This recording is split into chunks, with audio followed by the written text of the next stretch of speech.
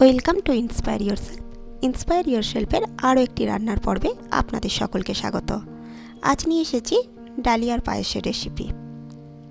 চিরাচরিত সুজি বা সিমুইয়ের পায়েসে থেকে বেরিয়ে এই ডালিয়ার পায়েস উপবাস বা পুজো আর্চার দিনে লুচি পরোটার সাথে খেতে কিন্তু দারুণ লাগে। তাহলে দেরি না করে দেখে নেওয়া যাক আমার সহজ পদ্ধতির ডালিয়ার পায়েসের রেসিপি। তার জন্য নিয়েছি 50 গ্রাম পরিমাণে ডালিয়া। এবার ডালিয়াটাকে ভালো করে জল পাল্টে ধুয়ে নিতে হবে। এই কাজটা খুবই গুরুত্বপূর্ণ, কারণ ডালিয়ার মধ্যে বেশ নোংরা বের হয়। তাই 4 থেকে 5 বার, যতক্ষণ পর্যন্ত ডালিয়া থেকে স্বচ্ছ জল না বের হচ্ছে ততক্ষণ অবধি ডালিয়াটাকে ভালো করে ধুয়ে পরিষ্কার করে নিতে হবে। ডালিয়াটা ধুয়ে জল ঝরিয়ে এক সাইডে রেখে দেব। ফিরে এলাম রান্নাতে। তার জন্য কড়া বসিয়ে দিয়েছি। কড়াতে দিয়ে দিলাম ছোট চা চামচের হাফ চামচ ঘি। ঘি ভালো করে গরম হলে তাতে দিয়ে দেব 5 থেকে 6টা আমি কাজু বাদাম 2 আধখানা করে ভেঙে রেখেছি, সেই কটা।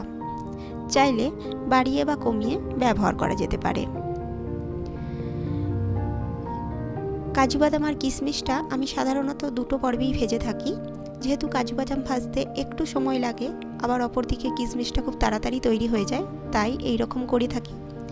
কাজু বাদামটা ভেজে তুলে নেওয়ার পর ওই অবশিষ্ট ঘিয়ের মধ্যেই দিয়ে দিলাম কিশমিশগুলো দেওয়ার মাত্রই 1 থেকে 1.5 মিনিটের মধ্যে কিশমিশগুলো ভাজা হয়ে যাবে। বেশিক্ষণ কিশমিশ ভাজলে আবার কিশমিশ পুড়ে যায়, তাই তার আগে ভাগেই কিশমিশটাকে তুলে নিতে হবে। এবার অবশিষ্ট যে ঘিটা রয়েছে সেই ঘিয়েতেই বাকি রান্নাটা আমি করে নেব। তার জন্য দিয়ে দিলাম 2টো তেজপাতা। যেহেতু পায়েসেতে তেজপাতার ফ্লেভারটা বেশ ভালো আসে, তাই ব্যবহার করেছি। অপছন্দ হলে বাদ দিতে পারেন। এবার আগে থেকে ধুয়ে জল ঝরিয়ে রাখা ডালিয়াটা দিয়ে দিলাম। ডালিয়াটা ওই ঘিয়ের সাথে খুব ভালো করে একটু সময় নিয়ে ভেজে নিতে হবে। এই পর্যায়ে আমার গ্যাসের ফ্লেমটা আছে লো ফ্লেমে।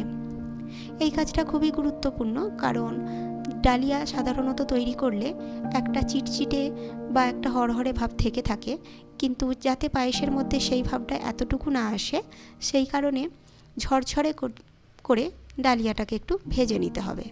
ঠিক আছে, যেমন দেখতে পাচ্ছেন এখন একটার সাথে একটা একেবারেই গায়ে লেগে নেই, সেই পর্যায়ে অবধি ডালিয়াটাকে ভেজে নিতে হবে। এবার দুধ যোগ করব। 50 গ্রাম ডালিয়ার জন্য 500 ml আমি দুধ যোগ করলাম। চাইলে বাড়িয়ে বা কমিয়ে অবশ্যই ব্যবহার করতে পারেন, তবে দুধটা এক্ষেত্রে একটু বেশিই লাগবে, তা না হলে পায়েসের ক্রিমি টেক্সচারটা আসবে না। দুধটাকে ফুটতে দেব। দুধটা বেশ ফুটে উঠলে সেই সময় দিয়ে দেব 1 পিঞ্চ মতো নুন। যেহেতু মিষ্টি খাবারে একটু নুন যোগ করলে তার স্বাদ বেড়ে যায়, তাই এই রকম করেছি। অপছন্দ হলে অবশ্যই বাদ দিতে পারেন। এবার মিডিয়াম ফ্লেমে 7 থেকে 8 মিনিট রান্না করে নিতে হবে। এখন আমি 7 মিনিট পরে দেখাচ্ছি। দুধটা অনেকটাই কমে এসেছে, অপরদিকে ডালিয়াটাও বেশ নরম হয়ে এসেছে।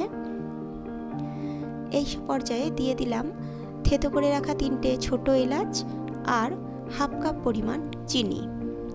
চিনির মাপটা বাড়িয়ে বা কমিয়ে অবশ্যই ব্যবহার করতে পারে, তবে 50 গ্রাম ডালিয়ার সাথে 500 ml দুধ এবং হাফ কাপ চিনি, এটাই হলো একদম পারফেক্ট মাপ। চাইলে যে কোনো উপকরণ কম বা বেশি পরিমাণে অবশ্যই ব্যবহার করতে পারেন, তবে 50 গ্রাম ডালিয়ার জন্য 500 ml দুধ কিন্তু ব্যবহার করতেই হবে। দিয়ে দিলাম আগে থেকে ভেজে রাখা কাজু বাদাম আর কিশমিশগুলো। আর মিনিট সাথে রান্না করলেই রান্নাটা হয়ে যাবে, তবে দুধটা যেন যাতে বেশি ঘন না হয়ে যায় সেদিকে লক্ষ্য রাখতে হবে, কারণ ঠান্ডা হওয়ার পর ডালিয়াটা অনেকটা দুধ টেনে নিয়ে বেশ ঘন হয়ে যাবে। গ্যাসের ফ্লেম অফ করে দিলাম। এখন আমি আধ ঘন্টা পর সার্ভ করে দেখাচ্ছি। এই রকম ক্রিমি টেক্সচারের পায়েসটা হলেই খেতে পায়েসটা ভালো হবে। আমার রেসিপি ফলো করে যদি বাড়িতে এইভাবে ডালিয়ার পায়েস তৈরি করে থাকেন, তাহলে আমাকে কমেন্টের মাধ্যমে জানাতে একেবারে ভুলবেন না। রেসিপিটা কেমন লাগলো অবশ্যই জানাতে পারেন। চাইলে বন্ধুদের সাথে শেয়ার করতে পারেন। আমার চ্যানেল এখনও না সাবস্ক্রাইব করে থাকলে সাবস্ক্রাইব করে নেওয়ার অনুরোধ রইল। দেখা হচ্ছে খুব তাড়াতাড়ি অন্য কোনো রেসিপি নিয়ে। নমস্কার।